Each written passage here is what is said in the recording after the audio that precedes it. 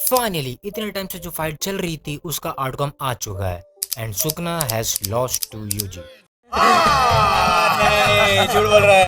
अरे भाई, मैं अपने मन से नहीं कह रहा हूँ, बल्कि नरेटर खुद कह रहा है इस चैप्टर के अंदर। एंड उसको हराने में मदद की है नोबारा ने।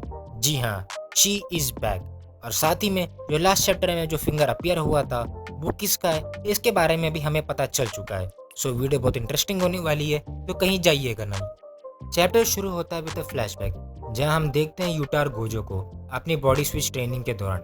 And as you all know, Sukuna का एक फिंगर हमेशा से गोजो के पास ही रहता है एंड उसी फिंगर को यूटा गोजो से मांग रहा होता है ताकि वो रिका को खिला सके और उससे वो सुकुना की कर्स टेक्निक श्राइन को कॉपी कर सके। बट गोजो सुकुना को साफ मना कर देता है। एंड वो मना क्यों करता है उसका रीजन भी वो बताता है कि सुकुना का एक फिंगर इनफ नहीं होगा उसके कर्स टेक्निक को समझने के लिए, बिकॉज गोजो अभी यूटा के बॉडी में, तो वो समझ पा रहा है कि क्या सिनेरियो है उसके साथ। एंड यूटा भी इस चीज से एग्री करता है। देन गोजो कहता है, मुझे नहीं लगता है कि कोई स्मार्ट डिसीजन है एंड इस वजह से हम सुकुना से कनेक्शन भी खो सकते हैं। यूता इस बात को समझ नहीं पाता। आगे गोजो हमें समझाता है कि एक सट्टे की तरह हो सकता है रिका को लास्ट फिंगर खिलाने के बाद वो सुकुना की कर्स टेक्निक को कॉपी कर ले। बट ऐसा भी हो सकता है वो उसकी कर्स टेक्निक की कॉपी ना भी कर पाए। आगे यूटा भी अपने कर्स टेक्निक के बारे में बताता है कि वो किसी भी कर्स टेक्निक को अनलिमिटेड टाइम तक कॉपी नहीं कर सकता। अगर उसे ऐसा करना है तो रिका को उस बंदे का ज़्यादा से ज़्यादा बॉडी पार्ट को कंज्यूम करना होगा ताकि वो उस चीज़ को अनलिमिटेड टाइम तक कॉपी कर सके।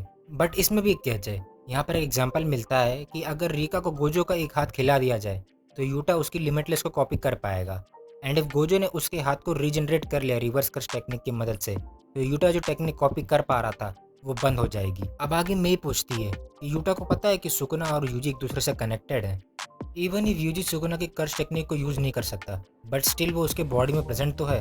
देन यूटा गोजो से कंफर्म करने के लिए कहता है कि ये चीज़ सही है कि गलत है। एंड उसके बाद अब हम आ जाते हैं प्रेजेंट में, जहाँ सुकुना का ध्यान जाता है सीधे यूजी के दो कटे हुए फिंगर पर। एंड सुकुना फौरन समझ जाता है कि रिका ने उसकी फिंगर नहीं खाई थी बल्कि यूजी की फिंगर खाई थी।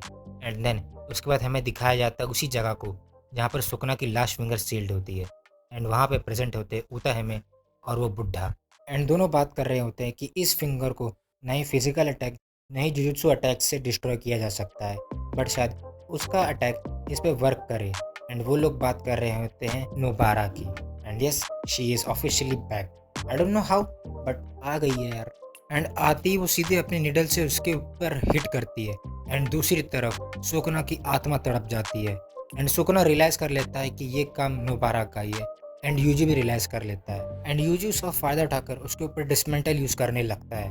देन सुकुना भी थोड़ा टाइम निकालता है और उसको एक हिट करता है और उससे कहता है कि तुम्हें क्या लगता है इतना काफ़ी मुझे हराने के लिए। एंड वो रियलाइज कर लेता है कि यूजी अपने लिमिट्स पे है, क्योंकि रिसेंटली में उसने अपनी डोमेन भी ओपन की थी जिसमें काफ़ी ज़्यादा कर्स एनर्जी यूज होती है। बट यूजी सुकुना को गलत प्रूफ करता है और वो उसके ऊपर लगातार हिट करना शुरू कर देता है। एंड वो उससे कहता है, सुकुना अब टाइम आ चुका है कि इस कर्स साइकिल को हम एंड करें। And then Yuji hit him with an another black flash और सुकुना का गेम खत्म यहाँ पर। और नरेटर ने भी कह दिया है द फाइनल बेल रिंग्स। इसका मतलब ये फाइट चल रही थी इतने टाइम से वो खत्म हो चुकी है और साथ ही साथ ये चैप्टर भी। और अगले भी कोई ब्रेक नहीं है, तो बड़ा मज़ा आएगा वीडियो देखने में। सो लाइक शेयर सब्सक्राइब करना मत भूलना यार। तो मिलते हैं आपसे अगले वीडियो में, तब तक के लिए सायोनारा।